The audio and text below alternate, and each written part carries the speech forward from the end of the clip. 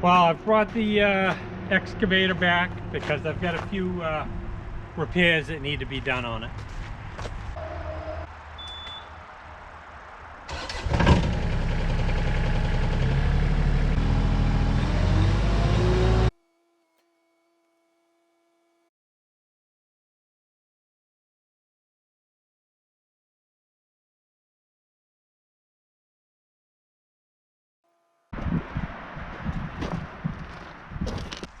So the other day, when I was using the machine, I got off to check something out, you know, on the ground near the machine, and I found this on the ground.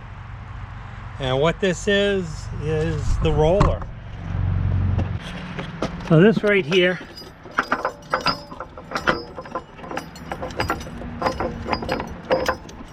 it's in pieces. So that needs to be fixed before it wrecks the track. The other issue I got is look at this mess. These metal plates they put on here to cover up the drive motor. This one seems to have a nut welded to it, but all the rest of them is just plain sheet metal. So what I'm going to do is straighten this out and weld some nuts on there and put some new bolts. It's kind of ridiculous. Alrighty, let's work on this, I guess. I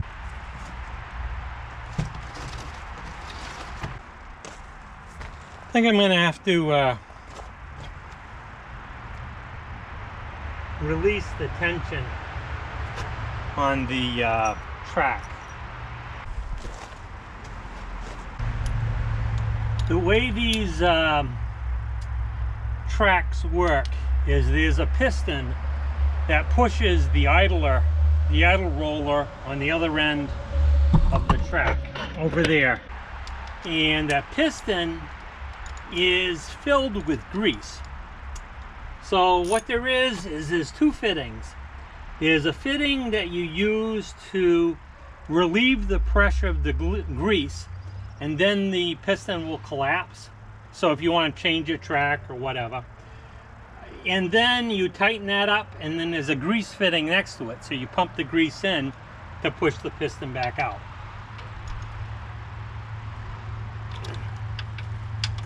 All right, I don't know if you can see that, but a large amount of grease that's just popped out of there, and that's good. That's gonna give me plenty of space to work to fix this roller.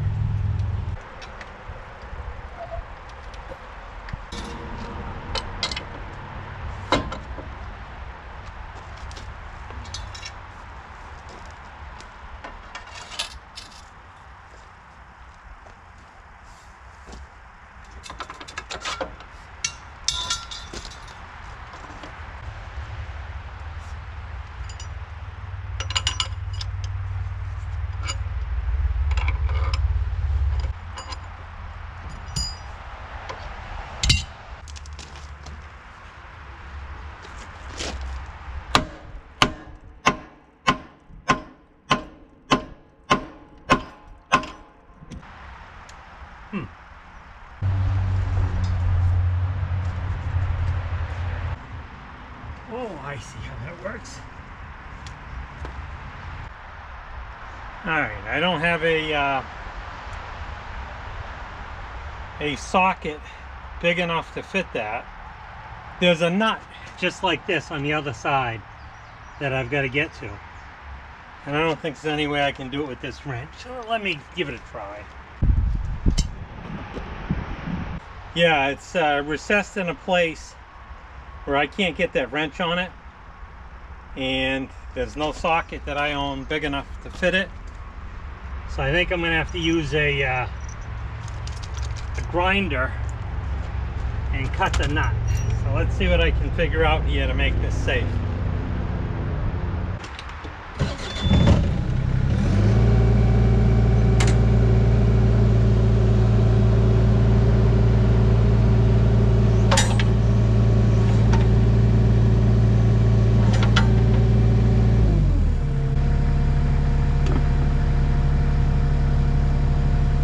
I've got the frame blocked up.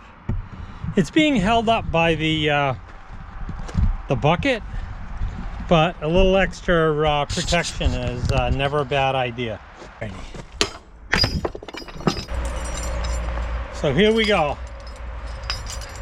I'd call that pretty damaged, wouldn't you?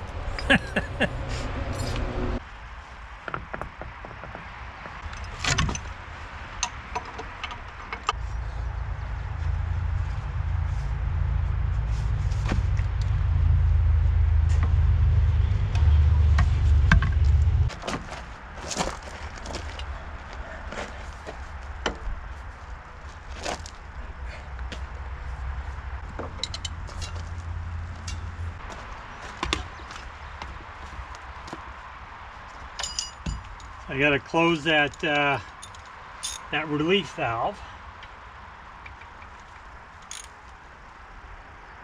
A lot of grease here, so we're gonna need some more grease.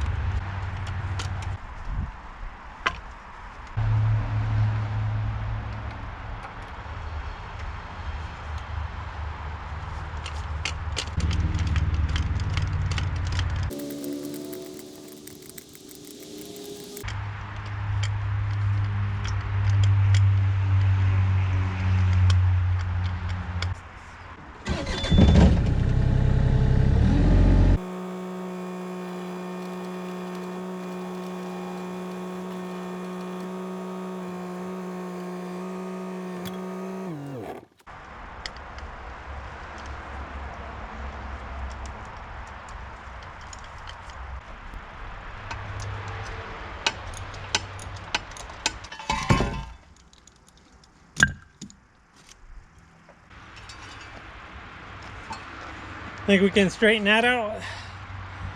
I hope so.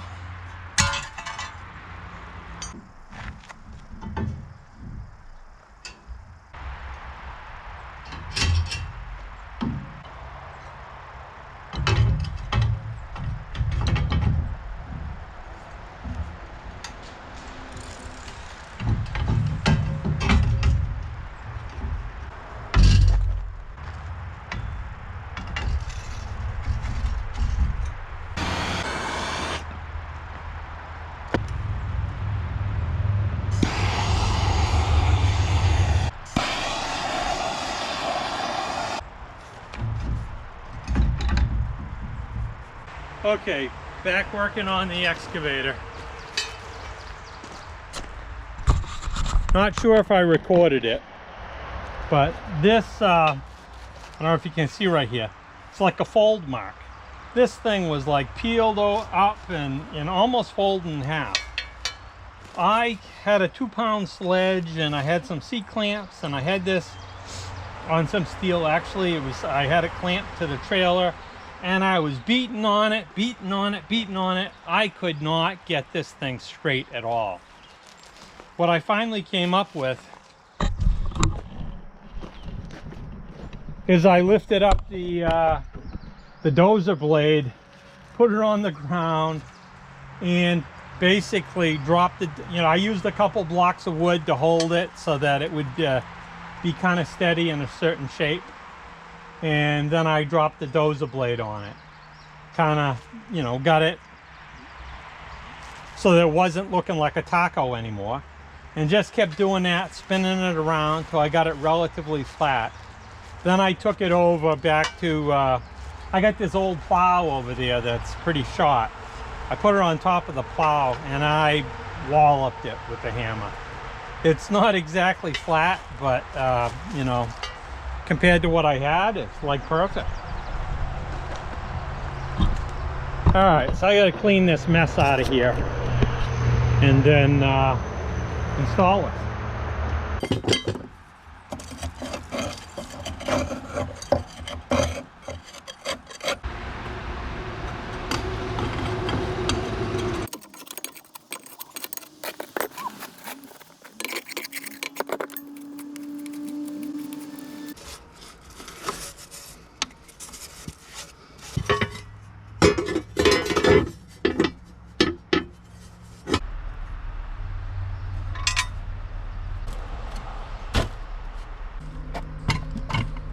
You know, I've heard duct tape referred to as engineering tool number one. It really should be eye protection.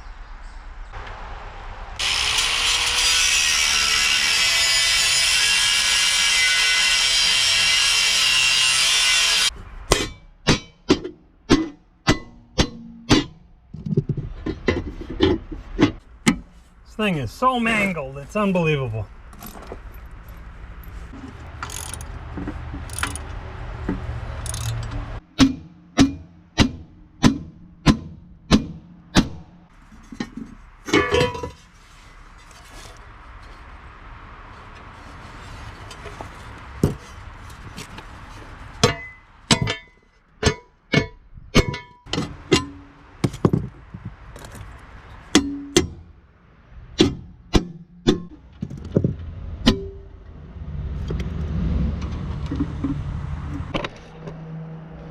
I've got a trick I want to show you.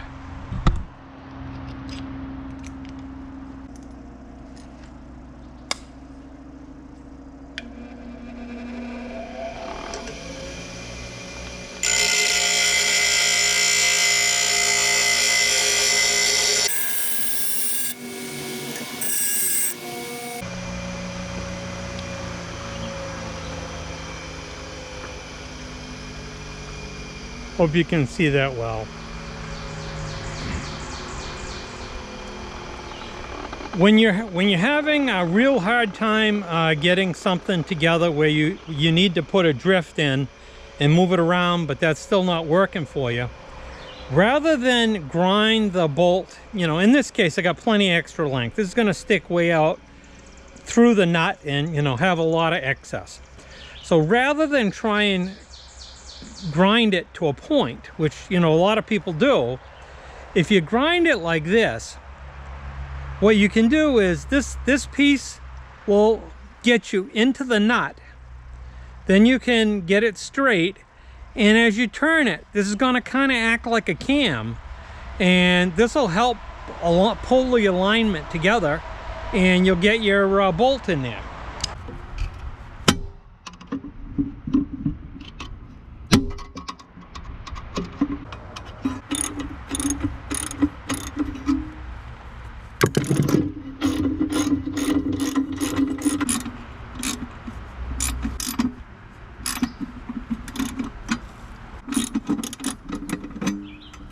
Still doesn't want to go. Let's leave the problem ones till the very end. This way a little more flex will help us maybe.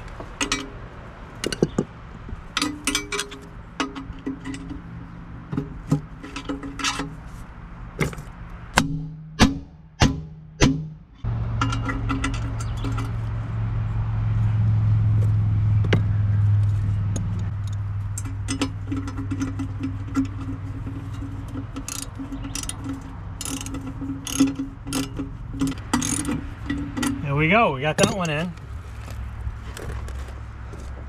Now this problem one don't look like it should be a problem. Let's see.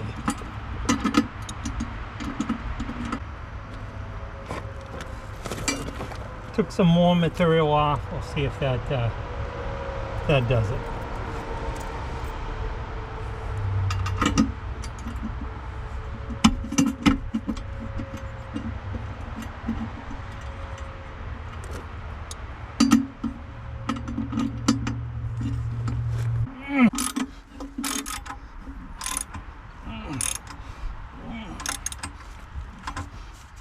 Not enough room.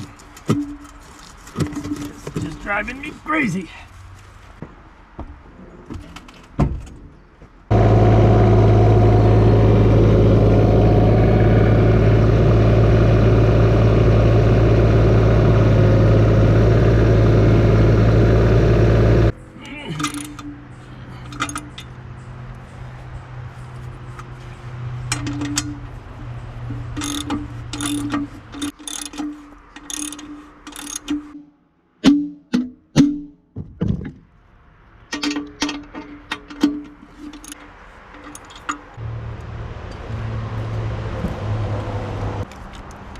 grade 8 is it's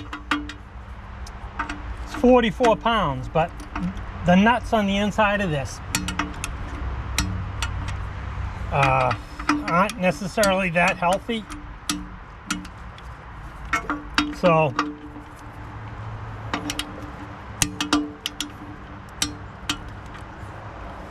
that went pretty well. I'm gonna go up just a tad here. So 44 is acceptable. I'm going down to 36.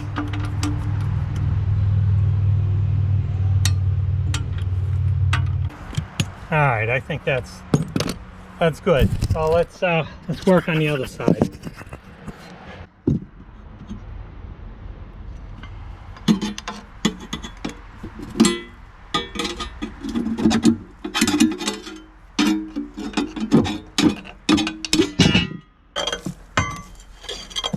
Look at the amount of stuff that ends up in there, even though the plate was fully secure.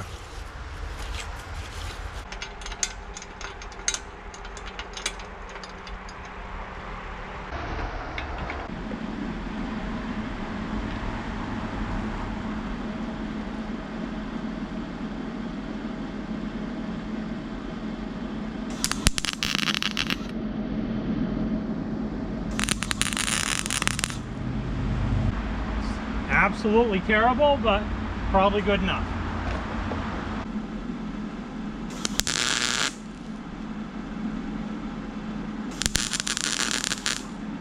Anyways, I don't think there's any point in me showing you installation of the second plate.